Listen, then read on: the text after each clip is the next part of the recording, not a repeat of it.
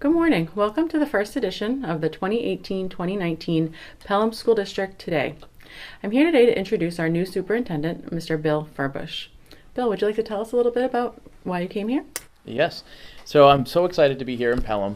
I heard great things about the work that's been going on with personalized learning, and that is a passion of mine to understand how we can better meet the needs of all of our students and how can education change in order to better educate our students and raise those achievement levels. And as I went through the interview process here in Pelham, I got more and more excited about the work that's already been done and about the potential future of continuing the work here on personalized learning for our students. That's not the only focus that we'll have here in Pelham, and today we'd like to talk a little bit about some of those goals that I have. Excellent. So I know one of the first goals that you've set is around the safety of our students. Do you want to talk a little bit about that? Yeah. So as I came to Pelham, I developed an entry plan, and that entry plan included talking to a lot of different people, talking to school board members, interviewing local emergency responders, police chief, fire chief, association leadership, teacher leadership, really just interviewing as many people as I possibly could to find out what the strengths and needs are of Pelham before I went off to develop my goals for this year. One of the things that came up was student safety. We really want to increase our capacity to respond to any emergency situation. We want to make sure our top priority is that our students and staff are always safe. Working with the police chief, we've agreed that we're going to renew some quarterly meetings where we will review our plans, work more collaboratively together. These meetings used to happen in the past, but for some reason they've stopped, and we're going to revive those meetings. And I'm really looking forward to a great relationship with the emergency responders and training of our staff, as well as training of our students. Officer Brian Kelly. Is doing a great job of training our staff. In fact, he's already done a training for our students as well, which we're very excited about. But part of the training is going to be reviewing all of our emergency plans, making sure that they are reviewed both internally and externally by emergency responders, making sure that our building administration is up to date with their own training and how to respond to any safety situation that may arise. And then from there, we're going to develop training sessions, identify what our needs are, and train our staff and students around how to respond. And as we already talked about, we'll meet with the local authorities as well to help give input and invite them to come review our plans and review our practices and get that feedback and input from them to better meet the needs of our students. And really, that's the plan for our school safety. That sounds great. It's very collaborative. You're working with all the different departments. I know your next goal is around improving the culture and climate of our schools. Can you talk a little bit about that? Yeah, culture and climate is always very important. We always want to make sure the work we're doing is valued, and we also want to make sure that we're contributing in positive ways to our buildings. And that means both the adult climate as well as the student climate. And it was clear that this was an area that everyone really wanted to focus on. And so really we're going to be looking at how do we recognize staff achievement, make sure that staff getting recognized for the hard work that they're doing, and when they go above and beyond and start new programming that really pushes forward our understanding of personalized learning, tapping into that leadership, that staff leadership to help educate other students. The reality is when the culture and climate is improved, our students' achievement is improved, and people are happier. And when people are happier, they really enjoy coming to work, and then they do the hard work of the training and the work that needs to be done. So we're really looking forward to really improving the building climate. Some of the ways that we're going to do that is we're establishing a governance model. And in that governance model is Student Advisory Council at all three levels, and that ensures that there's a student voice. So when we do things like competency changes in grading, well, how do the students feel about that once it's rolled out? And what information do they have to help us refine that? Then we also will be establishing a Parent Advisory Council at all three levels as well. And this is not just a session to come ask questions, but it's actually to be part of the development of the plans as we roll them out. And we encourage parent involvement in these councils because their voice is so very valued in what our needs are for the students and the success of our schools.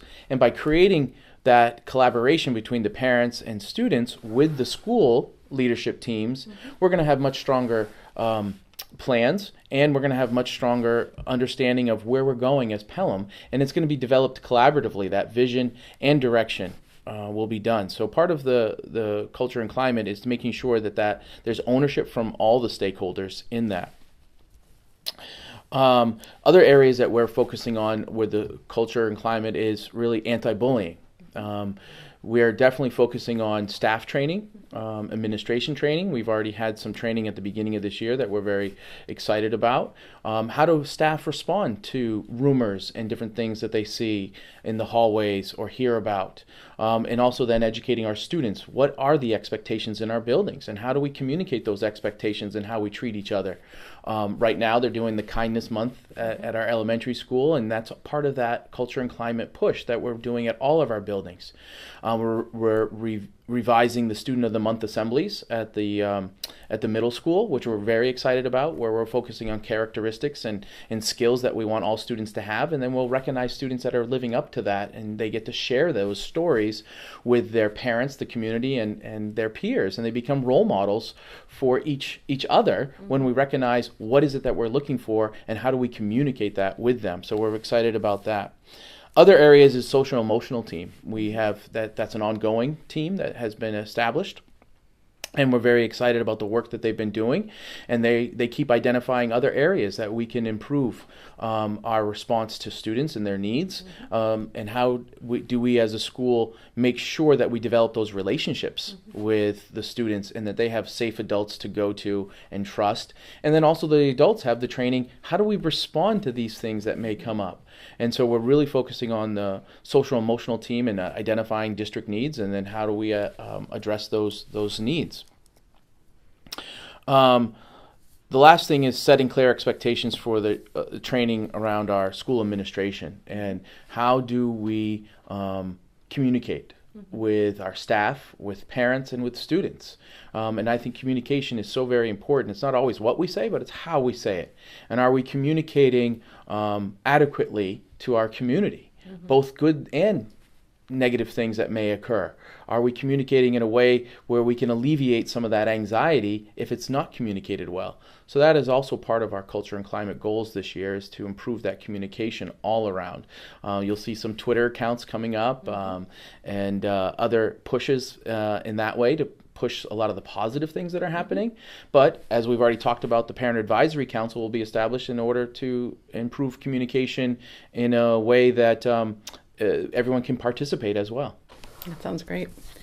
Your last goal is based on instruction. So tell me a little bit about some of the different opportunities that teachers will experience this year. Yeah, we talked about this right at the beginning. Personalized learning has been an ongoing goal, and it definitely is a goal that we're going to continue. One of the most important area to improve student achievement is actually improving instruction. Curriculum is important, our supplies and materials are important, building facilities are important, all those things contribute to student achievement. But I would say the quality of the instruction in the classroom is really the most impactful area for student achievement. And so it is an area that we're going to focus on. It's an area that is really challenging sometimes to focus on, though, because people sometimes get scared. We get scared of what might reactions be, or changing habits is very hard. I always give the example of drinking water. You know, we all know how much water we're supposed to drink each day. We have access to water fountains and water bottles and all the water that I possibly could drink, but it's still hard to change some of those habits and some of those things. And this, now multiply that by something as complicated as education and teaching and instruction. We're going to be doing a lot of training with our staff around what that instruction looks like. We've developed some teams to go and visit some other schools. We're involved in a New Hampshire grant as well for UDL for our elementary schools to be participating in, and they're going to be getting training where those experts and consultants will come into our buildings and observe some of our teachers and the work that they're doing and give that feedback. And then our teachers will be in better positions to share that with other teachers and going forward and sharing those ideas. We also are upgrading our assessment tools, making sure that our assessments are written appropriately and that we're making sure that students have opportunities for the higher order thinking questions and not just the lower level questioning of just very basic knowledge questions. We really want to give students an opportunity each and every day to have that higher order thinking, and that means we have to give them those opportunities in our assessments each and every day. So that's another area of instruction that we'll be focusing on and making sure that we have a really good understanding of where they're going. Besides the UDL team, math is the other area of instruction that really, a math committee was formed in the past, and they had great presentation to the board around what are some of the concerns. And math was identified as an area that K-12, we really do need to improve our math instruction. Some of the things we are looking at getting, the elementary school is using a new math program this year, and so staff will receive ongoing training as they get familiar with that. But also we know that every level of math needs to be looked at, and we're going to continue with that math committee to investigate further of what are the next steps that we need to do. We've identified and we've all agreed that math instruction can improve, and we need to focus on that area. But now we have to roll up our sleeves and find out what are those details and how do we do that to make it meaningful, and collaborate K-12 to make sure that we're all doing what we need to do. We always sometimes look at the high school scores and say, well, why aren't our high school students doing as well as they should be doing? And we think it's a high school issue. Well, it is a high school issue, but it's also a middle school issue, an elementary issue, a home issue, and many other areas as well that we need to look at, because they all contribute to that success, and they all contribute to that non-success if we're not being as successful as we want to be. So that's where we're going to be looking. We're going to be exploring a little bit further around math instruction. We have a math coach coming in this year, which will be working with our teachers as well, offering supports and how to structure that classroom. And we're really looking forward into some new technology as well to help support that with our students, where they're going in. I was in a classroom the other day, fourth grade classroom, and the teacher was so excited showing me some of the math work that they were doing with the new math program. And it really assessed where the students were at, and they could continue the work where they were going. And they were at different places, and that was okay, and the teacher was really excited about that. And when I talked to the students about it, they were very excited to be at the just right learning, where they weren't overwhelmed because they weren't ready for a concept, or they weren't bored because they were like, I already know this concept. So that is another area that we're really trying to use technology to make sure that we're meeting the needs of the students of where they're at. Excellent. It sounds like you have some very strong goals for our district this year, and we look forward to supporting you as a leadership team to implement these. Thank you so much for joining me today on Pelham School District TV, and we'll be back next month with a new topic.